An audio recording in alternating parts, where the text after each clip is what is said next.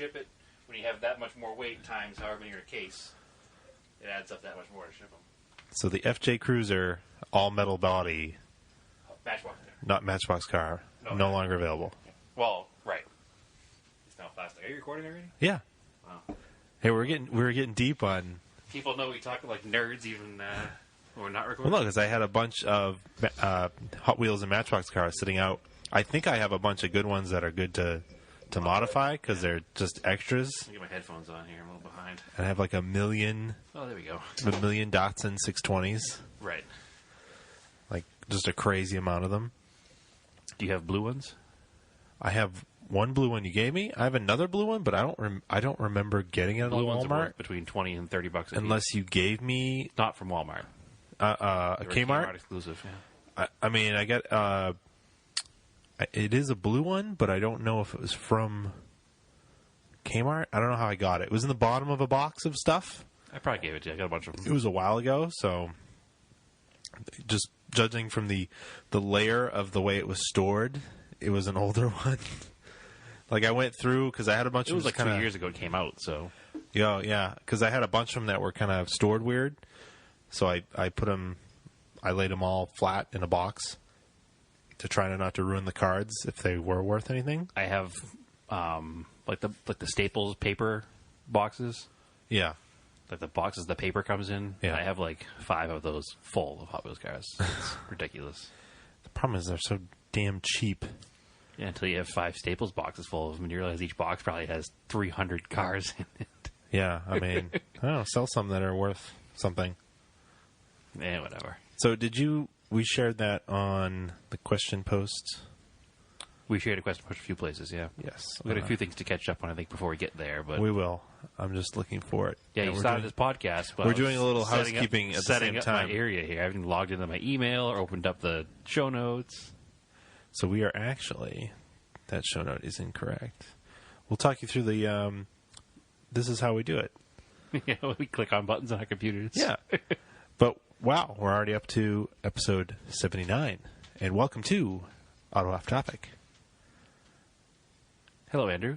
Hi, Brad. How are you tonight? Good. More foul weather talk. Real good foul weather talk. Because we're, and not even exaggerating, the last 3 weeks we've mentioned nor'easters. They're literally a nor'easter each week. We've had 3 nor'easters in the past 10 days. Yes. Which is ridiculous. And they're talking another one for Wednesday, so... I hope it's on Wednesday. For reasons. That's what they're saying is Wednesday. Yeah. Yeah, you don't want to get stuck here, that's for sure. Yeah, we'll talk about that when I come back. But, yeah, so third nor'easter, 10 days. The first trip or the second trip? We got to record in between your trips? Yeah, one episode. Yeah. Yeah, okay. Yeah, definitely. Or a couple. We'll have a couple. You have 2 car-related trips coming up. We'll just tease it with. Yes. Go from there.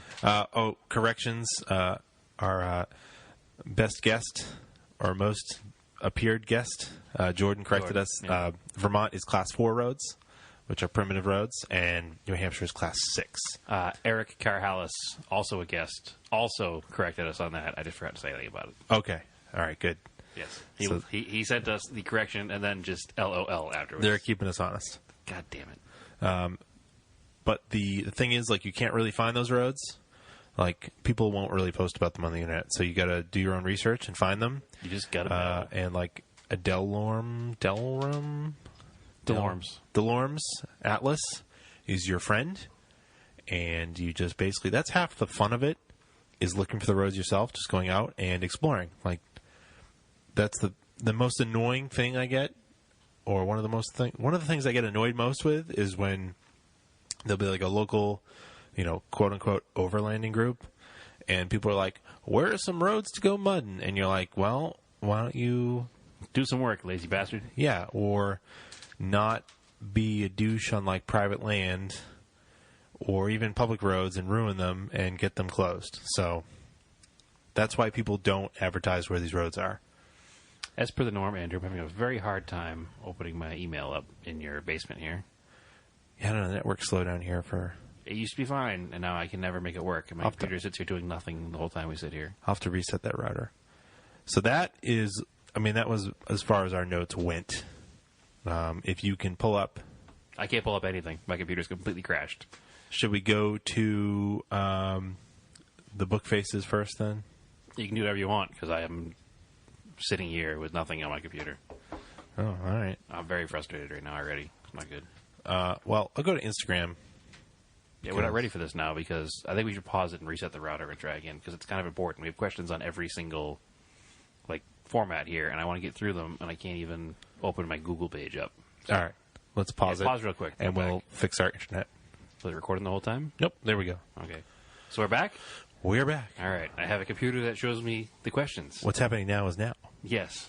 It's very much now. Normally when my computer doesn't work down here, I'm like, whatever, it's not a big deal. But this is a question episode, so everything is on the computer. Because we're deep in the bunker of Auto Off Topic. Yeah, I guess so. It's buried by snow. That could be it. Eh. Could be the internet is being ruined by the combination of snow cover and radon from the garage. Yeah. All right. We'll go right to Facebook. We'll get right to these questions because we have a bunch. We do. Thanks for... So first of all, thank you for asking these questions. Bailing us out of an episode to talk about because it's wintertime still. Well, it's also giving you a better episode to listen to. Oh, that's right, too. That's what it's all about. Because we are in the midst of... We're between Project Cars, between seasons, between events, just trying to get through. It's like a couple more weeks. Yeah. And it will be... The roads will be clear again. Like, in a week and a half... I'll technically be putting on my summers. Yeah. Because April 1st is usually the...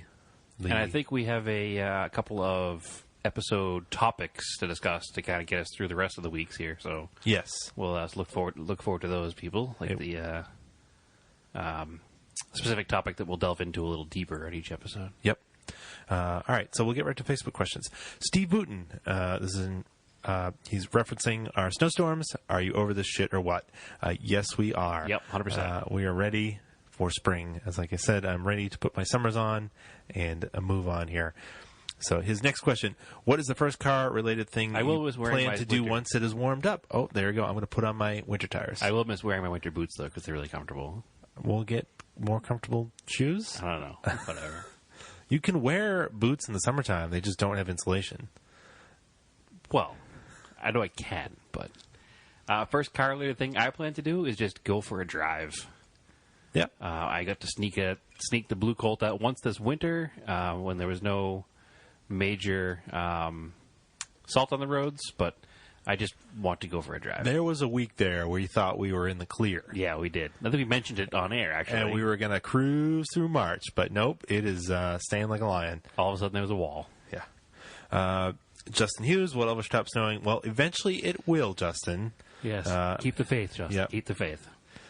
Jordan Mellum, I think he's talking about me. He's 100% talking about me. When are you going to take that Garage Queen out to the trails? It's obviously in reference to the 99 Montero. Well, it doesn't live in a garage. It does live outside. It is a Garage Queen, though. It's next to the garage. I did drive it to the Rally Sprint. It wasn't trails. Doesn't count.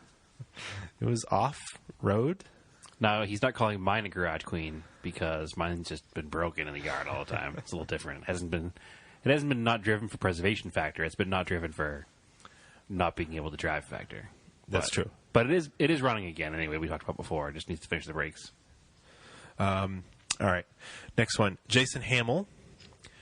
Could you touch on Joshua Mead's post? Joshua, who was one of our first guests. Also the owner of Adventure Driven Design. Yep. He had a post on the ADD page about April 1st announcement of the new CEO, who is... New CEO of Mitsubishi? Mitsubishi. Is that not the guy who came from Nissan? Is there another one? Am I behind the Nissan car? Is the... Gozen? Yeah. Was the guy that he or something they say. Yeah, he runs Nissan. They've appointed a guy to run Mitsubishi. Okay, so he's not running Nissan and Mitsubishi. No. Okay. It's Fred Diaz. Oh, yeah, the guy who came from Ram, right? Yes. Okay. He's a truck guy. So I guess there's this Car Buzz article that's kind of like, it's not really an article, it's more like an opinion post. Yeah, it's very Rumorville. It is very rumor mill, and saying that, this guy's like into trucks, and he could like make a new Montero, and maybe one guy being into trucks does not a company make a truck. The problem is, maybe if they made it smaller, it also has to meet fuel economy standards. That's really the big problem. And it also has to make money. Yes, and Ultimately, it's got to be a money-making vehicle. And if they don't think they can make money on a full-frame truck, they're not going to make it. So we lose. If Ford can bring, of course, Ford has a lot more money to spend on something like the Bronco. I don't think they have more money to spend on something. I mean, Mitsubishi's a pretty deep-pocketed company, but they have more.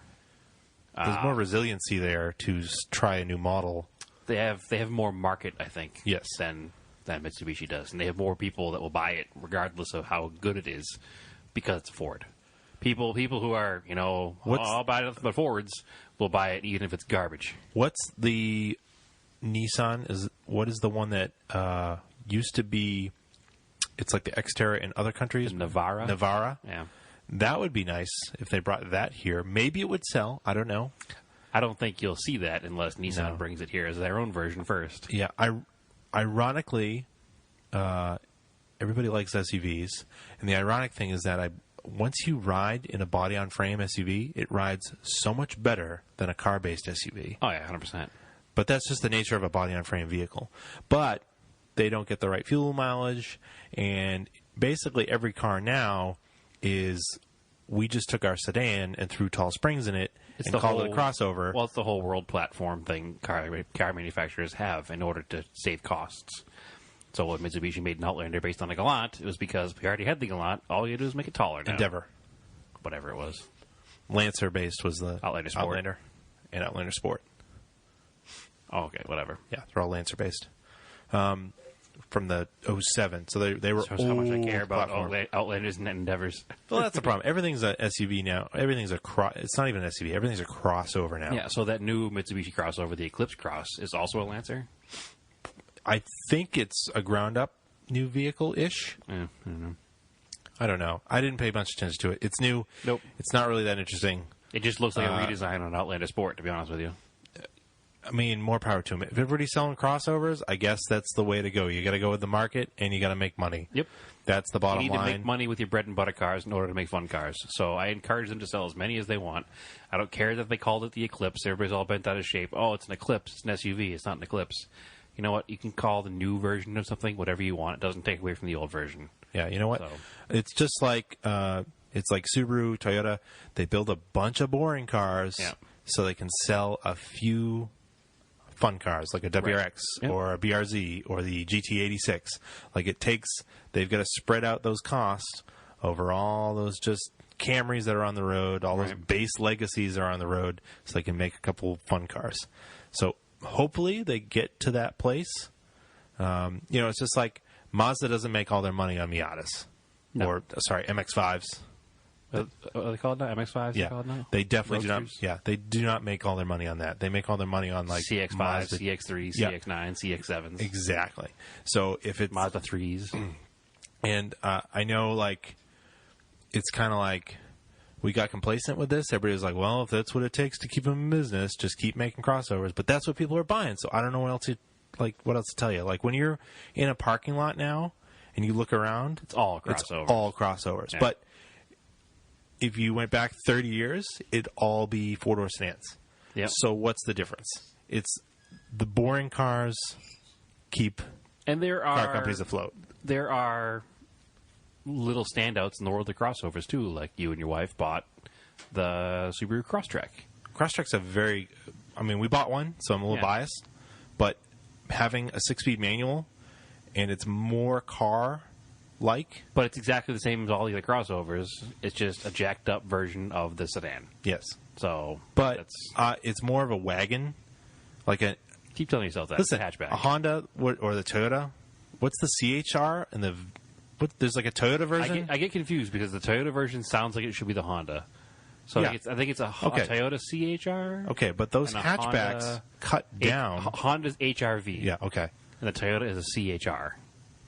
So the hatchbacks cut down. So how is it even useful as a vehicle to carry cargo? Like, just have a trunk. At least with the Crosstrek, it's like it's more of a typical wagon. But anyways, I digress. My point is that, like, boring cars always existed. Yeah. And they support the fun cars that manufacturers get to make. And boring cars now are at least good cars. Exactly. Let's go back to, 1985. If you bought a 4-door Chevy Malibu, Yeah. the rear windows didn't even go down. Yeah. So, They were pretty terrible cars. and that's the thing. If you want them to keep making fun cars, you need to go buy them when they're new. Unfortunately. Yes. It's cool to buy them when they're 10 years old and super cheap. And then you're like, why don't these exist anymore? But it's because nobody bought them when they were new.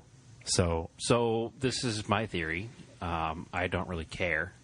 I will just continue to buy my 20, 30, 40-year-old cars and enjoy them.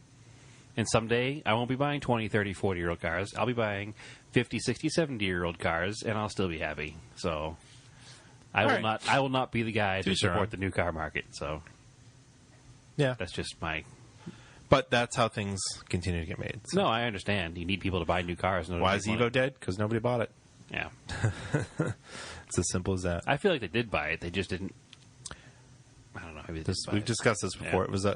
It was the right car, wrong economy. Yeah, that's for sure. 2008 killed a lot of cars. Anyways. Next question. Dan White. He says, how about some TSD rally info? What are the different types, strategies, best events? Well, strategies are, we're not very good at it.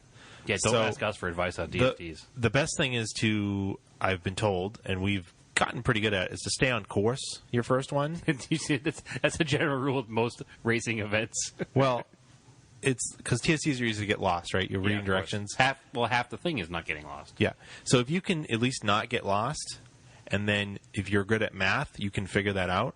And we just haven't been able to figure that out because we're just not terrible at math. Well, and we have lead foots. Yeah, we're terrible at math and we enjoy driving. Yeah.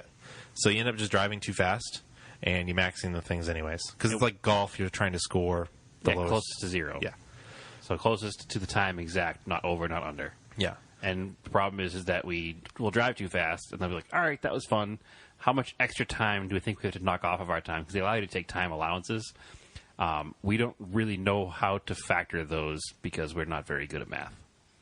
So, as I've proven many a time on this podcast, when a simple math equation has come up and I haven't been able to do it, I am not good at math. Frost Heaves is coming up, though, if you're in... That's March 25th, I think. Okay. So that is an awesome TSD. Yeah, so it's a good beginner event, too. It is a very beginner-friendly event. It's typically 24th is a Saturday. It's usually... It's a Sunday. It's a Sunday this year? Okay, some years it's a Saturday. But it's all day during daylight, and it should be around the mid-New Hampshire area. And they're usually around a single-day TSD will be around 150 miles. Generally, I lied. It's 24th. It's a Saturday. It is a Saturday. Okay. If you're in New England, it's probably one of the best ones. It starts right in Hooksett at the Visitor Center. Okay. All right. So that's where it started there a couple years ago. And then that was the one where immediately during the auto check, I directed Jordan to take a wrong turn. So the first instruction, we were off course. Anyway, it's a fun one. We're not the right people to ask for advice. We're terrible at it, and we still enjoy it, if that means anything to you. So we have a good time sucking at it. I've probably done 10 or 15, and I'm still bad at it. I've done equally as many, and I don't think we've ever finished beyond last. No, there's definitely been times I've finished like dead middle. High middle? Yeah. Or low middle? I think there was that one time we got enough people to make our own class, so then we finished well. Oh, that's right, too. We did when we were part of the Dirty Impreza forums back in the day. Yeah. We had a Dirty Impreza class, and we finished well in the Dirty Impreza class. Yes. Only because it was against a bunch of other dummies like us. Yes, I have a trophy from that day, actually. Yeah. We won trophies for... Yeah.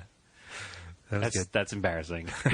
But there's not really different... Well, there's a couple different types. There's a true TSD, then there's like a gimmick rally. There's gimmick rallies, too. Yeah. I've done both. The gimmick rally was a GTA, so it's Grand Tour Adventure. Something in like Connecticut. That. That's going to be... Yeah. Oh, there's one not in Connecticut. There's one down the South Shore, like down the Cape. But the one I wanted to do is on August 4th. That's in Connecticut. That's your birthday. Yes. Look, we'll be knowing that. Pretty good. Okay. All right. Now we shared it with everyone. Well, whatever. I'm pretty sure anybody who looks you up on Facebook will know your birthday. It's probably on there. Okay. So that's a fun one we're going to do. So that's a gimmick rally is Yep. like there's tricks and like traps in it and stuff. And there's other kinds of rallies which are just for fun. Yeah. And then there's other ones that are like a poker run, which I've done a few. Yeah. Like our fathers belonged to that antique car. Do they even do that anymore? The antique car, antique guy club. Yeah. That they do the poker rally, so they get a confusing set of directions, and there are checkpoints, so you got to pick up poker cards, and in the end, whoever has the best poker hand wins the rally. That sounds enthralling. It was kind of fun just to get out and drive the old cars. Is basically what it is. I remember it was fun when I was a kid. Yeah, I would still do it now, just because. Yeah. I know it's something to do in a car. So any time you're doing something in the car is more fun than sitting home watching TV. So I'm down to all of it. All right. That's cool. Next question. So we've got 2 from Jeremy Nutt, also a former guest, with his, you should check out his YouTube page for the Ratty Lemons. Ratty Le Mans. Yeah. Sorry. He's putting an LS swap in a very ratty 73? 72 or 73. It's not a 74. 74 is a different body style. It's a mid-70s Pontiac. Early 70s Pontiac. 72, 73 Le Mans. And it is definitely What is his channel name? I think it's just Jeremy Nutt. Excellent. It is a ratty car. But it's very roadkill-esque. Andrew may make fun of it, Jeremy, but I love it. Yeah. It looks like a rotten lemon, which is what I tried to get him to call it, but to each their own. So his question is, what is your automotive dream job? Yeah, his YouTube name is just Jeremy N. Okay. So, but if you search Ratty Muscle 72 Pontiac Le Mans, Yeah. it should come up. We've definitely shared his videos on our page before, too, if Oh, you go for to our sure. Facebook page. What's your automotive dream job? My automotive dream job Yeah. is to run a vintage car shop. Okay. That's what I've wanted to do for a long time. Other than the pie in the sky dream jobs, like I'd love to be a professional rally driver or a professional sports car driver or something like that. Yeah, But, if you're going like total dream job, it'd be like Top Gear presenter. yeah, right? well, Like, 100%. but yeah. Attainable dream job. I'd like to just run a vintage car shop. Yeah, that's a good one. Light restorations, heavy restorations, buy, sell. Basically what I was doing last year, which I'll hopefully get back into again at some point when I was working with my company Vine, which will come back. It's just on a temporary hold. Temporary life gets in the way hold. But restructuring. Slowly rebuilding things. And actually, we didn't talk about it, but I actually did another haul this weekend. So, past weekend. Yeah.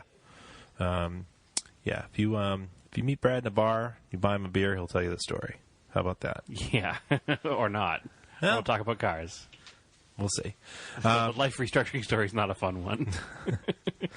It's a long one for sure. Jeremy, now, what's an automotive-related activity? You didn't tell me your dream job.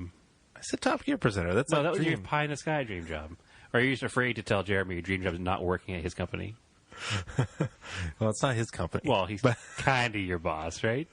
Yeah, I mean... Right, so your dream job, you already have your dream job, working with Jeremy every day. Yeah, it's a pretty good job.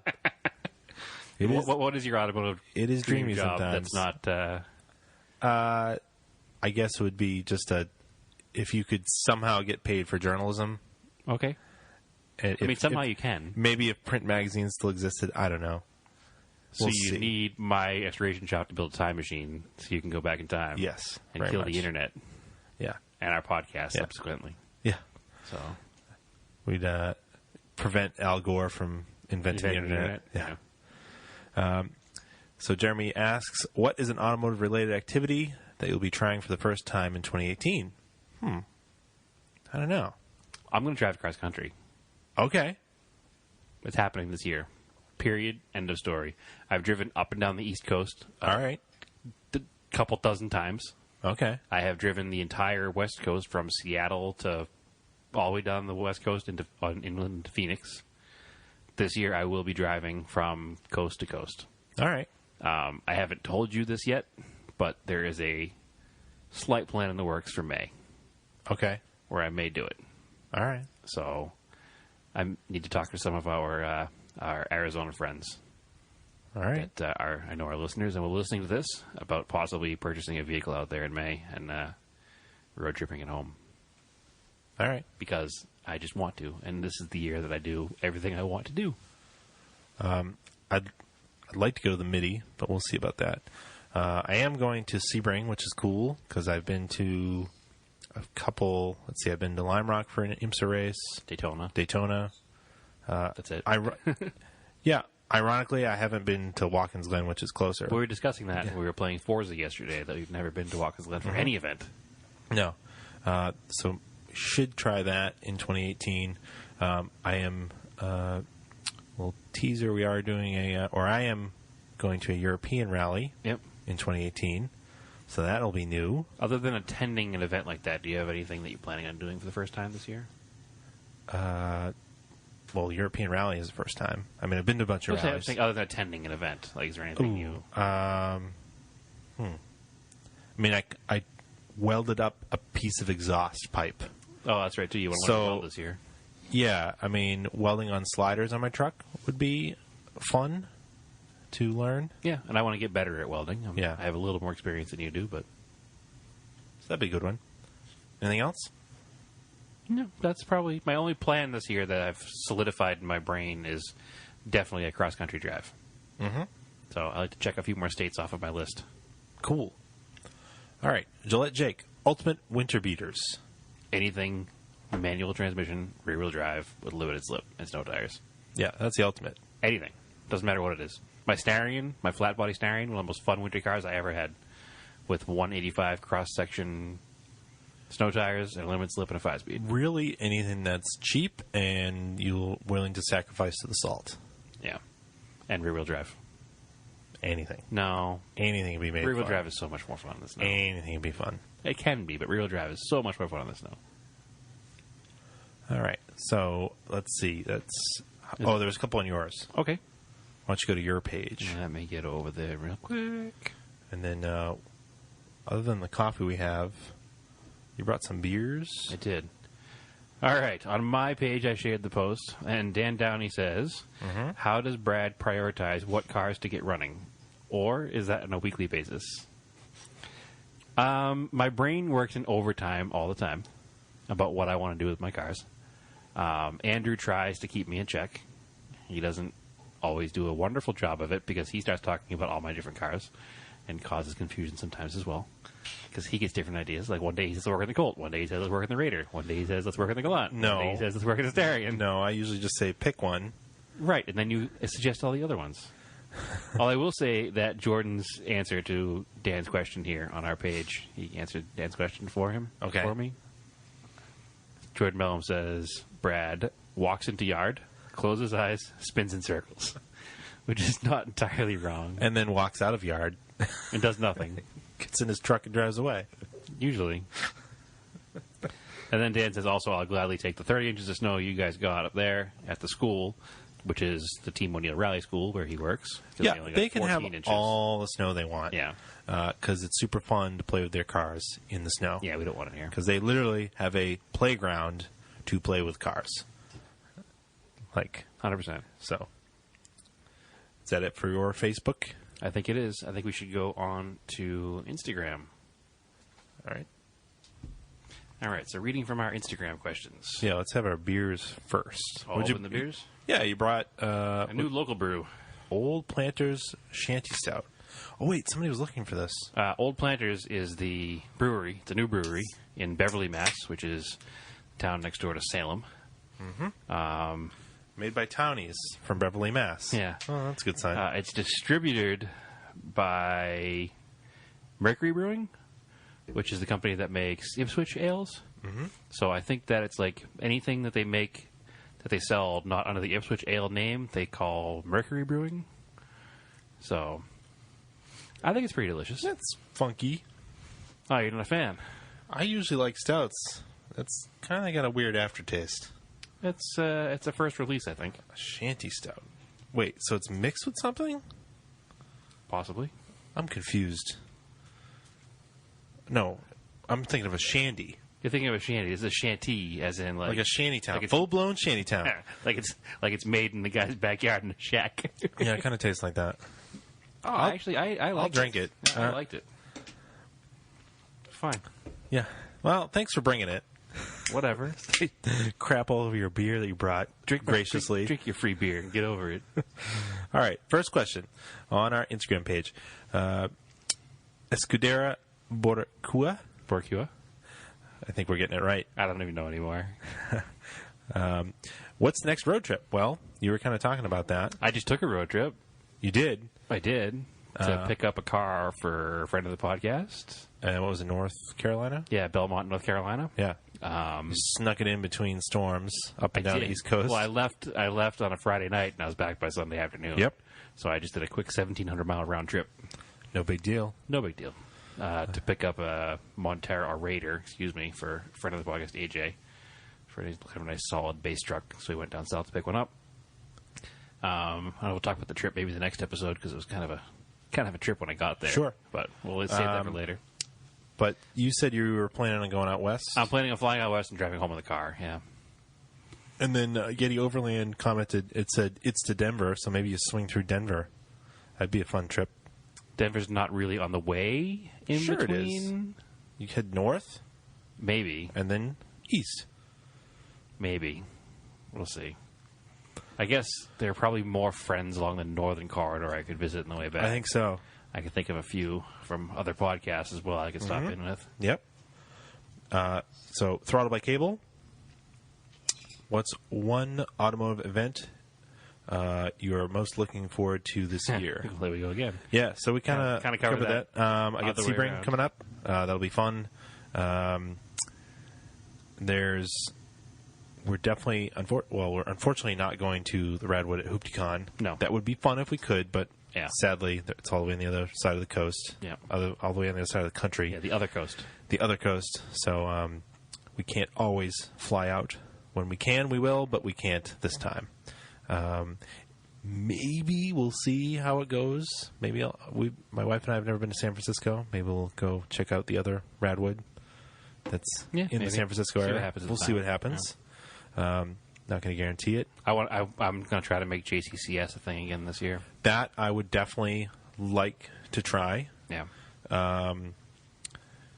But I think as far as looking forward to stuff, any rally that they'll be able to get spaghetti to, Yep. I'm looking forward to. Yep, that'll be awesome. So Spaghetti obviously being Jordan and Liz, or Liz and Jordan's Volkswagen rally car we've talked about a few times. So Quite a few times. Yeah.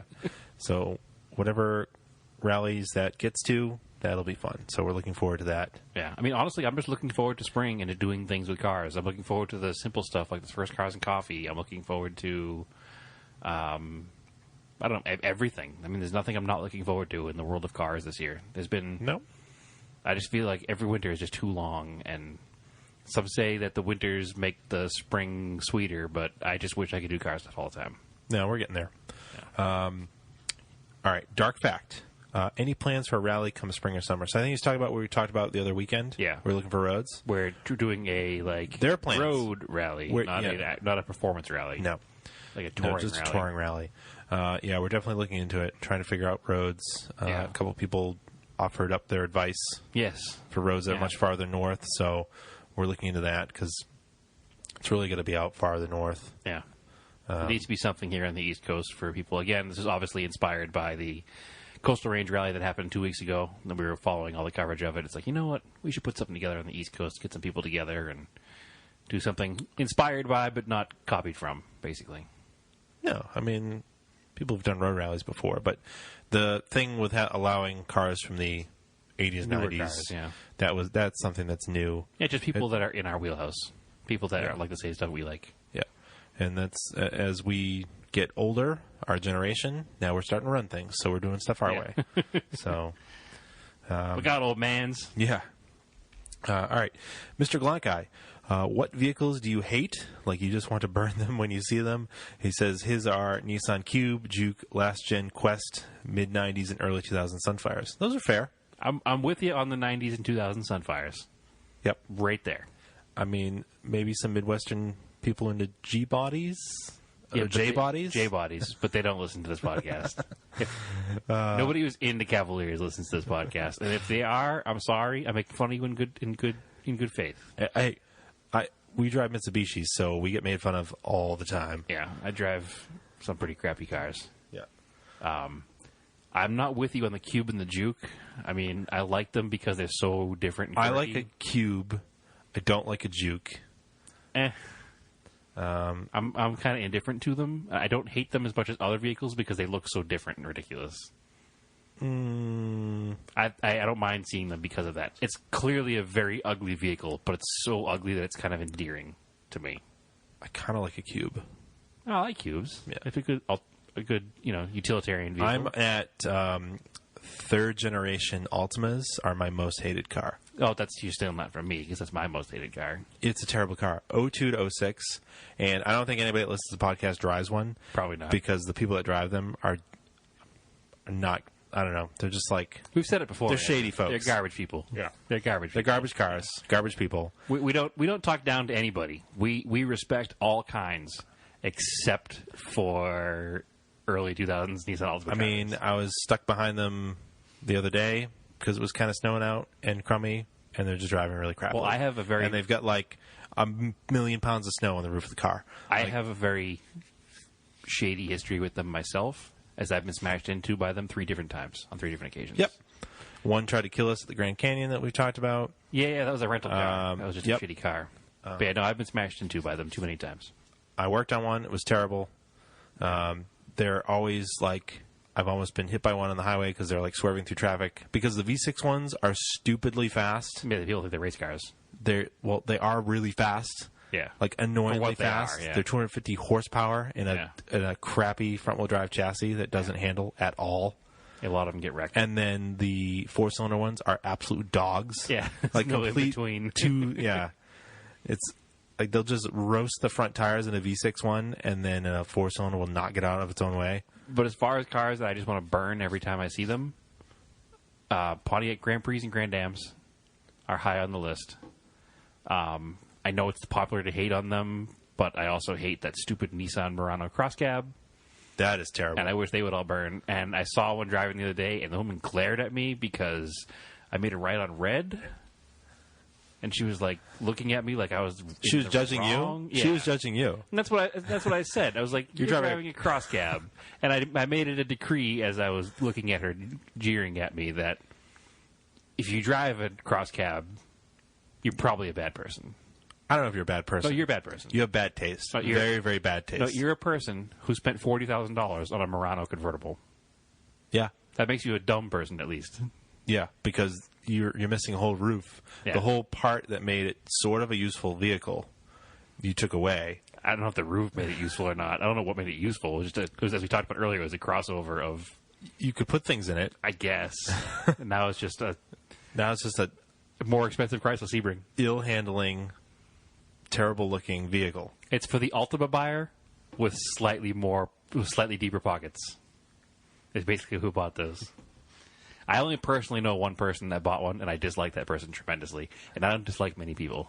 So that doesn't help either, I guess. But yeah, there are many cars that I just want to burn when I see them. But those are... what's the Mercedes, the front drive sedan? CLS?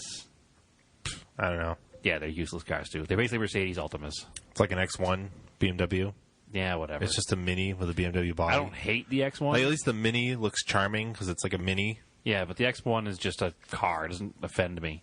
But that little Mercedes sedan offends me because it's a Mercedes Altima, essentially. It's a terrible-looking car. It's a terribly built car. And it's a front-wheel drive-based Mercedes. Mm-hmm. So get rid of it. Burn them all. All right. Moving on from all this. Now that we're angry. Yeah, moving on was all the hate. Thanks, Mr. Gallant Guy, for making us angry. Going nowhere slow. 70. Oh wait, can I answer one more question, Sure. Mr. Gallant Guy? Last gen Mitsubishi Gallants. I would like to burn all of them too. Doesn't he have one? I don't know, but he made me angry, so it's his own fault. But no, those cars are terrible, and they're made by Altima. They're bought by Altima buyers that couldn't get financed through Altima. Yeah. I mean, they were pretty terrible. You're right. Yeah. No, the Gen Gallant before it's not nearly as bad. No, that last Gen Gallant, it was an ugly car, and it was just... Again, the 3.8 V6 ones, crazy fast. Yeah. Terrible chassis. Yeah. Anyway. But nobody bought those anyway because they were stupid expensive. And they bought the 4-cylinder ones because they were stupid cheap. Yep. He may. I don't think he has that kind of a glut. I think he only has. He has a VR4, and he has the gen after it. All right. Yeah. Regardless, if I offended him, I apologize. But he sent me down the path, and he made me angry, and I couldn't be stopped. All right. Going Nowhere Slow, 70. So he's asking about rally sims. I've only played Dirt Rally, so he says, is Dirt Rally the best out there? If not, what do you recommend? By proxy, I'm just going to say yes, because I've also only played Dirt Rally. Yeah, and I played it once, and I was really terrible at it, but it felt realistic because I played it with a wheel and pedals. Yeah. It was super fun. I don't know of any other rally sims. Well, isn't there a rally in iRacing or something like that? Probably, but we only have consoles. Yeah. So we can only play what's available on consoles. I just don't get into PC gaming. I don't have the time. I don't have the interest in it. Unfortunately, I like the money to spend on a PC capable I of like playing the game. Ease of just throwing in a. I actually don't even really throw in the disc anymore. I mean, you say it's ease, but I remember your frustration when you first got it, not being able to get the game to play properly. Yeah, well, I figured it out now. Yes, of course, except when there's a download. Yeah, sorry, we don't have a better answer for that. Yeah. But I mean, honestly, Sega Rally is still the best rally sim to me. Yeah. So, how about PlayStation Rallycross? Oh yeah, there you go. Mm-hmm. Going way back. Yep. Obviously, it's not nearly a sim, but that's where our experience. Actually, games was it Colin McRae Rally 3 for Xbox 360? Regular Xbox? Xbox 360, I think, wasn't it? I don't think it was 3. I think it was the first one. Was it? Was pretty good. That was a good one too. All right. His second question is Going Nowhere Slow. Crush Race Daily. So Flatty, Jeep, Ural with sidecar, Manx. Is it supposed to be? Is a Flatty Jeep? Is that a thing? Yeah, it's like a CJ3. Okay. Like an early military Jeep, flat fender Jeep, like a pre-55. Whoa. Pre-57. I don't know the exact year. It's early though. Ooh. All right. Obviously, Ural with a sidecar is that two-wheel drive motorcycle thing. Yep. And a Manx would be a Myers Manx. Myers Manx? I assume. Yeah. Ooh. Let's see. That's a tough one. That's easy for me. Well, Easy question. Would you like me to go first? No, I'd race the Manx. Okay. I'd daily the Jeep. Yep. And I guess I'd crush the Ural. That's all the way to go. We're Yeah. not a motorcycle podcast. Get rid of the motorcycle. I do have motorcycles, but we're not a motorcycle podcast. And if I was going to daily a vehicle, it wouldn't be a weird Russian. I assume Russian. Yeah, Or, it's Russian. or Eastern European. No, it's Russian. Motorcycle. It'd probably run better than most of your vehicles. I mean, that's not saying much. At the moment. This is the year, though, Andrew, as we discussed many a time. But yeah, I have the exact same answer, not to be, boring, but I would daily I could go back and forth with dailying the Flatty Jeep or racing the Flatty Jeep. Yeah. It would have to be obviously like an off-road course kind of racing. Yeah. But, because the Manx could be a cool daily, too. Yeah. I do agree with Tracker Gade's answer, or his reply was, all of these are punishments. And I disagree tremendously. I would totally drive a Myers Manx. They're pretty cool. They're really neat. They can be made to handle really well too, or done up for off road. So I'm down with that. A lot. Yeah, they're pretty neat. All right, can I offend another listener here? All right, go for it. Well, Tracker Gade. Hey, go for it. Tracker Gade drives a vehicle that some people might consider to be a punishment. It's true. So, I mean, I don't hate them, but a lot of people don't like them. So. I don't know what it's called. Is it a Patriot? No. That's a Renegade. Renegade. There you go. Jeep Renegade. So, I'm not to offend him, but it's kind of a punishment. It's trail rated. That's true. I did see that episode of what show is that? They did that. Somebody did when they took it off. That was the road. Drive. Oh, it was Drive. Yeah. No. Anyway, actually, it's a good looking. It's a cool looking little vehicle. I do like them. I just I thought it'd be a funnier joke to go angry and keep going with him, but my anger subsided when I got mad at the Galant. I guess so. Yeah. Mike's Martineau. Winter Beaters. What clapped out rusty? It's probably not Mike's Martineau. It's probably Mike Samartano. Oh. Yeah. It's not possessive. Mike's Martineau. No, it's definitely not. Winter Beaters. What clapped out rusty crap can was your favorite? That's easy. What had a long tradition? we had a long tradition of rusty Volvos and Saabs up here in Maine. We kind of answered this already with the question from Facebook. My Starion has been my favorite winter beater of all time. Okay. Oh, well, I was going to say the Mirage is my favorite. Yeah, it was a very close second, but the Starion being rear-wheel drive takes the victory. All right. Well, I'm going with Mirage. It was fun. Both of them are good. And yes, I believe all of the people that had Volvos and Saabs, because they all rusted into the ground, now have rusted out Subarus. So Probably. it's literally the same person. Probably. Like, Mike, if you're interested, I have a Saab for sale, so you can keep going with your... all right, next question. Andy McDonough. Are you sure it's not Andym? Yeah, McDonough? and why McDonut? So, and why McDonut actually was with us during the rally sprint and helped crew. Yes. He asks, what can you tell us about our Lord and Savior, the LS Small Block? That question should be answered again when we have Jeremy back on as a guest, as Jeremy has LS swapped everything he's owned. Except for the Gallant. Well, except for the Gallant, yeah. And the... 2 vehicles he currently owns, he has LS swapped. And the... he has 3 LS powered truck. he currently has 3 LS powered vehicles. He has his pickup truck and his 2 muscle cars. So he's the answer for that. I can't tell us anything about it. I don't know anything about it. I've never owned an LS car. You haven't either, obviously. No, I mean, They're ubiquitous. They're good. They're cheap speed. it was a redesign of the old school Antiquated small old block. Small block. Small block. 1955 on. I mean, they were basically same from 55 to 97. When they came out with yes. the LS it debuted in the C5. The Corvette first and the Camaro. And then it trickled down to everything else. Ended up in the pickup trucks as an iron block version. But it's a pretty darn solid engine, and there's millions of them. So that's why everybody uses them. Yeah, it's cheap speed. Yeah. Well, they're relatively cheap. It's a fairly compact package. It can be put in a lot of things. Makes good power. Yeah. Little stress. And it's reliable. It's reliable. I don't mind it. I don't care if you LS swap something. It doesn't upset me. No, it doesn't upset me either. It just, like... It's the whole internet thing we've talked about before. There's a million of them on the internet. Doesn't mean you see a million of them every day in real life. No, you actually don't see it... Around here, you don't see it terribly often. No, there's quite a few of them if you go to, like, the cruise night on Wednesday Yeah, night. There's and a it's lot not- of swap muscle cars. And it probably depends on where you live. Like here, it's pretty easy to swap them and still meet emissions. It's not a big deal. Especially if a car is 15 years old. So... Well, here the car has to pass emissions for the year it was made. So if you have a car... that Not was anymore. well, it's newer than 15 years old. Yeah. So if you have a BMW that's 12 years old and you want to put an LS motor in it, the LS motor is probably about the same era, and it will pass the same emission standards that the BMW is supposed to. Yeah. So, not a big deal. Yeah. I mean, I still want one in a Volvo. But Actually, Maybe. I would like to put one in a Renegade just to make up for making fun of Draggergade. Okay. All right. Stunt Nuts 4130. Driving home from work yesterday in the blizzard.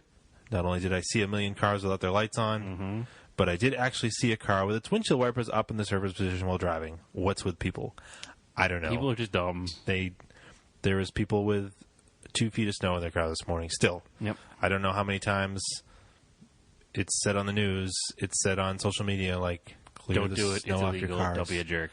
Yeah, you're gonna ruin somebody's car or potentially even kill someone if snow flies off your car and breaks a windshield. People are just not able to function in real life anymore. Is basically what I've established. I think people are just ignorant of That's the world around they're them. ignorant. They're not able to function without ruining everything for everybody. So I don't know. Just pay attention to what is going on around you and be nice to each other. Is my life lesson there? Yeah, be nice. Yeah, be righteous to one another. Yeah.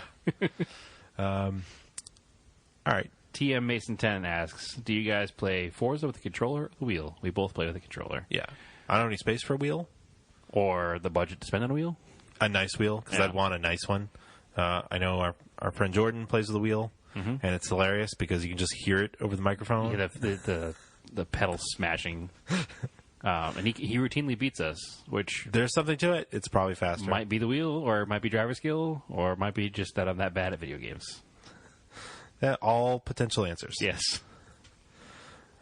Incorporated X, Josh says, I'm catching up on the last few episodes, so forgive me, it's been talked about. What is your guys' thoughts on the new Mitsubishi Motors CEO, Jeff Diaz?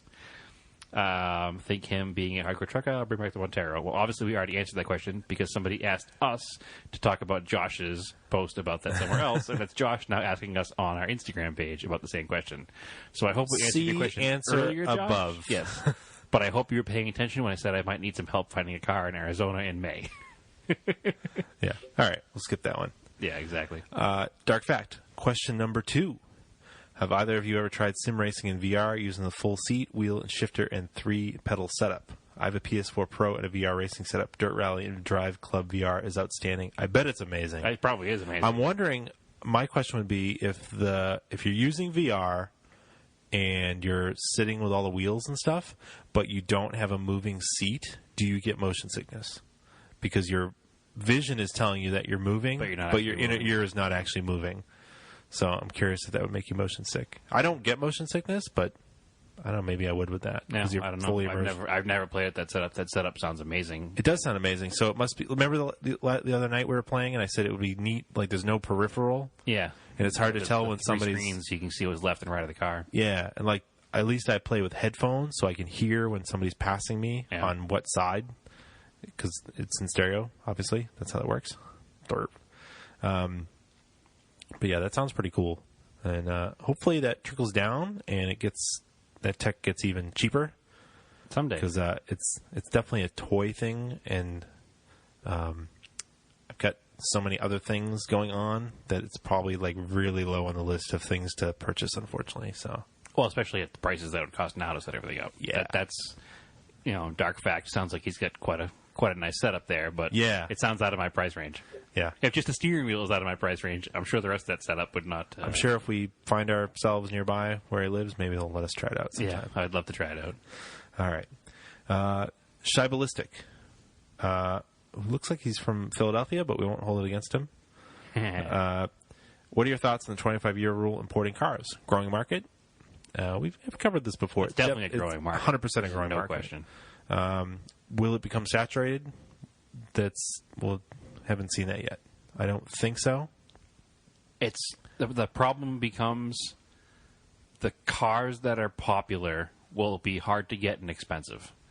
See, like the GTRs, the WRXs, even the weird things like the Nissan POW. Yep.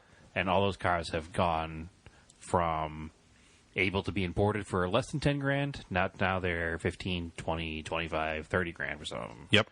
So that's just supply and demand. There's enough of people that are now aware of it that the market has dictated they can charge more for it because they have a larger buying audience.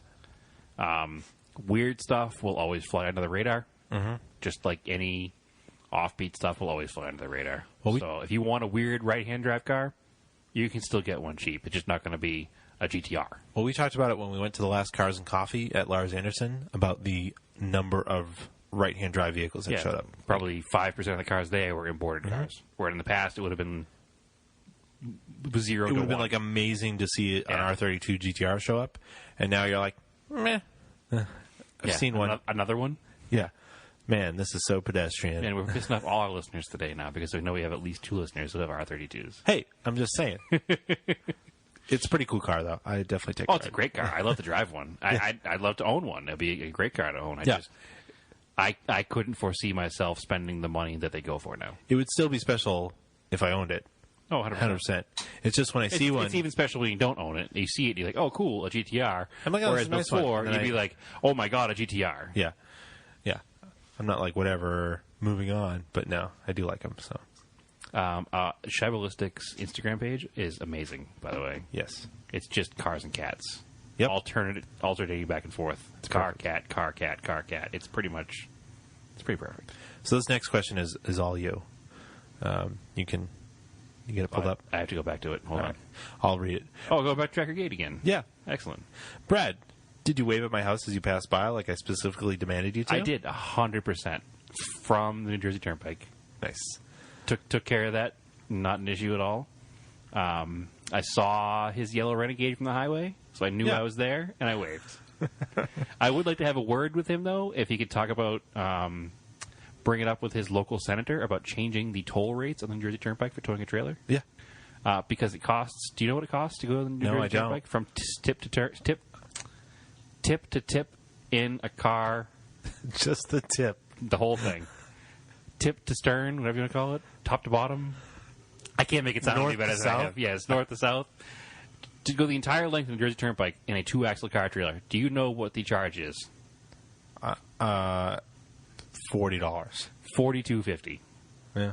And then you cross into... GW Bridge is what?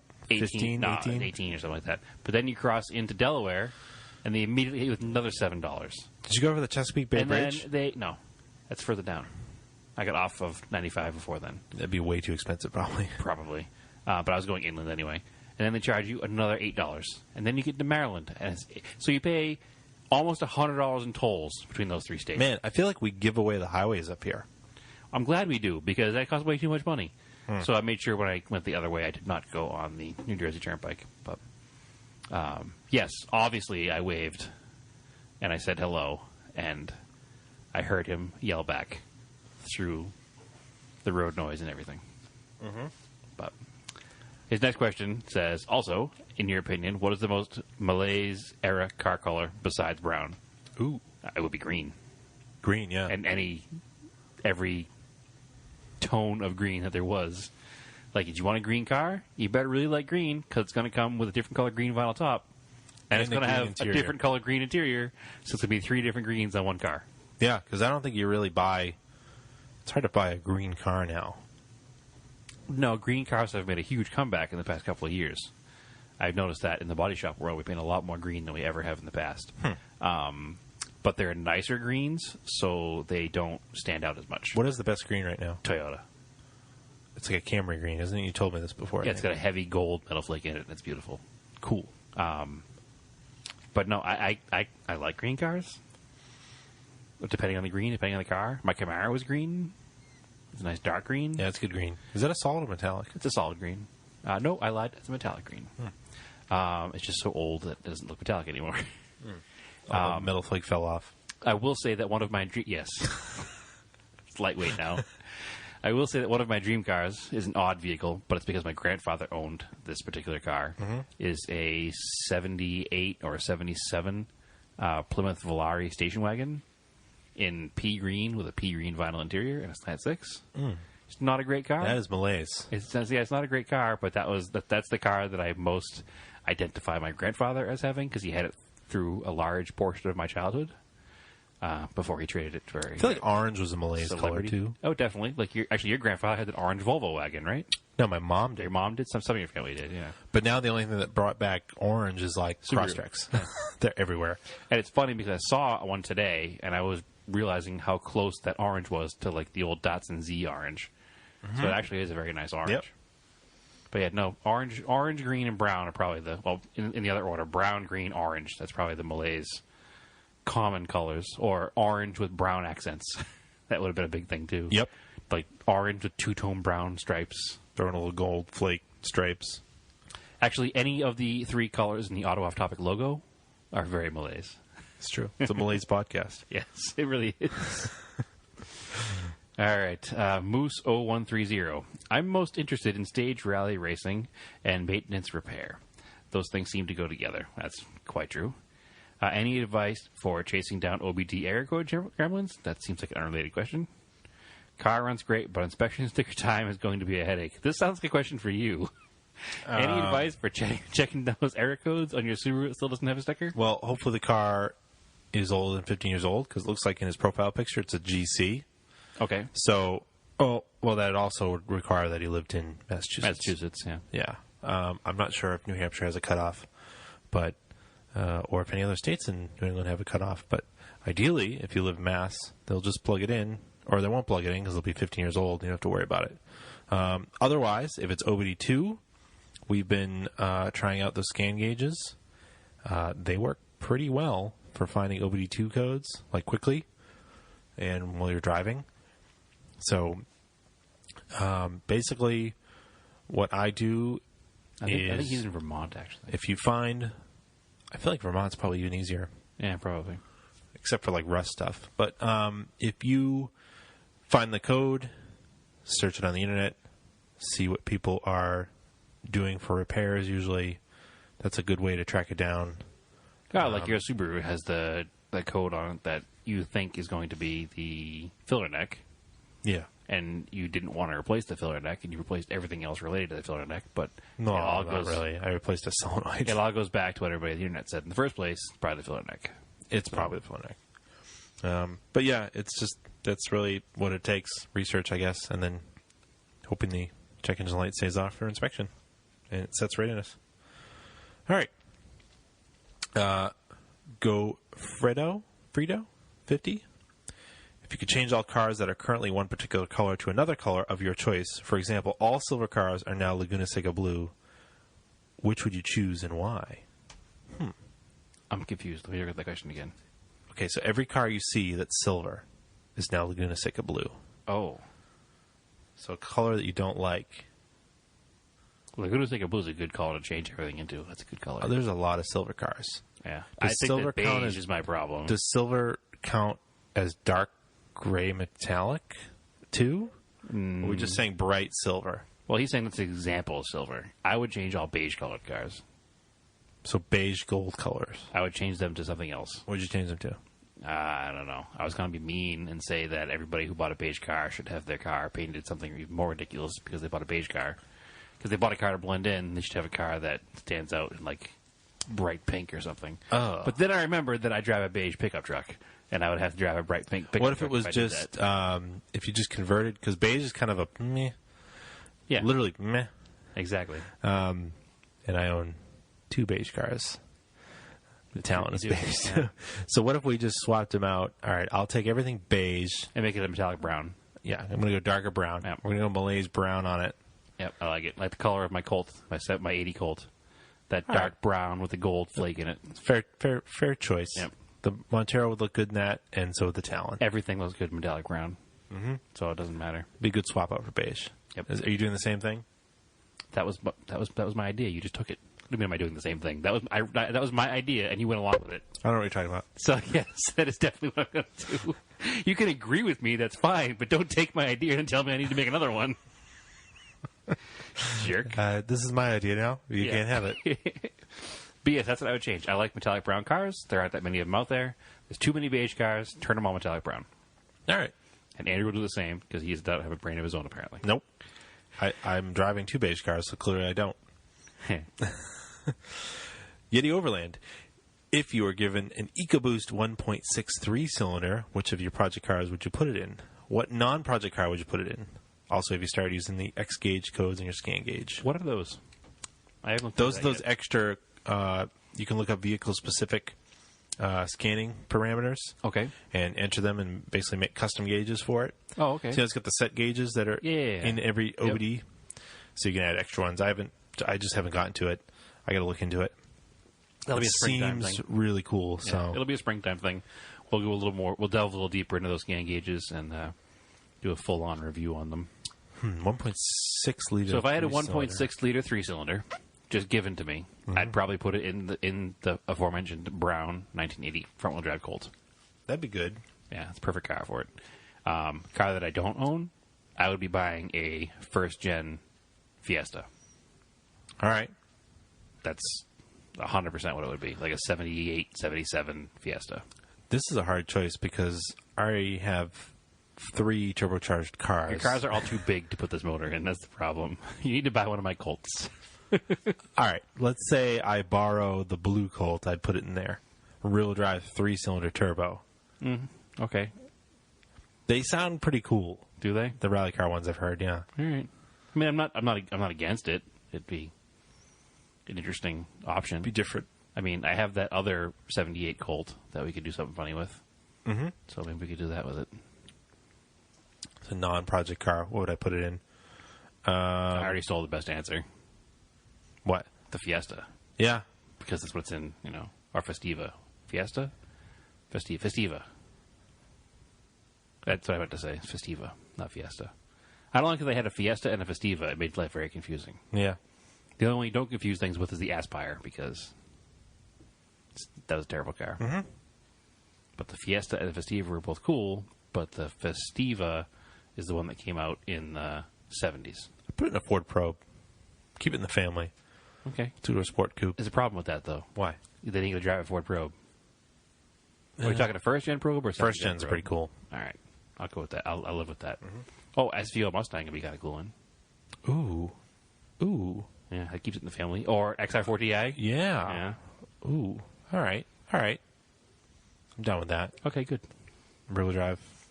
Probably a lighter So you're saying turbo. that you like my idea again? You're taking that again? Is that what's going on here? Yeah. All right. That was my idea. Uh-huh. You want to paint it brown, too? Yep. Mud Raider says, what do you think of the 6G75 swaps going on in the Montero world? Is it exciting news for folks with anemic 6G72 engines? So the 6G75 is the 3.8 liter Mivec motor out of the later model Mitsubishis?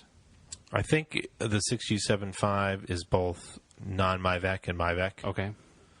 So the third-gen Montero 3.8, which I'm casually looking for a wrecked one to steal a 3.8 out of. I don't have a good answer for this because this goes beyond my scope of paying attention to Mitsubishi World stuff. Because it's kind of newer than something I'd be involved with. You could swap a 3.8 into a Colt. I would in a second. Actually, there's one being done right now into a Sapporo Challenger.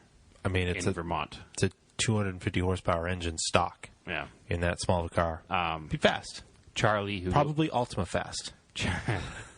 Charlie, who goes by Old Colt on the internet, has a 82 or an 83 Dodge Challenger, which is the same as my Sapporo, and he's got an RX-8 six-speed bolted to a 3.8 Mivec in that car. So that car will probably be on board. Quite fun when it's done. Sounds good. Yeah. Yeah. No, I mean, I'm casually looking for one. If I find a wrecked third gen with a decent engine, that I can just make sure it's in good shape. But at the moment, your truck runs fine, so you're fine with it. Yeah. But eventually, yes, I will swap one in because it's a bolt-in affair. The non-Mivec one is bolt-in, right? Yeah. I mean, the Mivec one you can make work. It's just I'm not interested in having a fast, like a super fast Montero. Just something that I just want one that runs and has slightly more power, and it'll be fine. So I like it. All right, so that wraps up questions. We don't want to get too long here. No, we'll be over an hour probably. And I'll be sure to not cut off the end of this episode. I considering we went 5 minutes long, I think, over the hour, right? Yeah. So it'll be 2 files, and I'll try not to cut it off. Stop whispering. Well, that's the behind the scenes stuff. Oh, okay. They can't hear it? No. Of course, if you like listening to us, you can follow our page, Off Topic Podcast on Facebook. Follow us on Instagram. Clearly, all the nice people that ask questions, follow us on Instagram and Facebook. Apologies for all of those I made fun of and angered and ticked off today. I do love you all. All complaints at TSISS350 on Instagram. I do love you all, especially Tracker Gade. You can send comments and questions to at @OffTopic. No, it's just @OffTopic at gmail.com. You can follow me on Instagram at Race and Anger. What else do we have going on? Oh, we're trying to do a couple people friended me on Xbox Live for Forza Lap challenges. So we'll keep that going. Oh, yeah, we didn't make the post about it, so a lot of people probably I think that was your job. Most things that are my job get overlooked. Just not going to lie. I'm not very good at my jobs. Except your actual job, probably. I mean, that's not for me to say. I could be. I haven't been fired, so I guess I'm okay at it. So, thanks for listening. We appreciate all the questions. Hopefully this was a decent podcast this week. I think it was pretty good. It was pretty good. It was fun. I'm not sure about this beer. Except we lost 2 listeners. But I'll keep drinking it. Anyway, as always, keep cars analog and aim for the roses.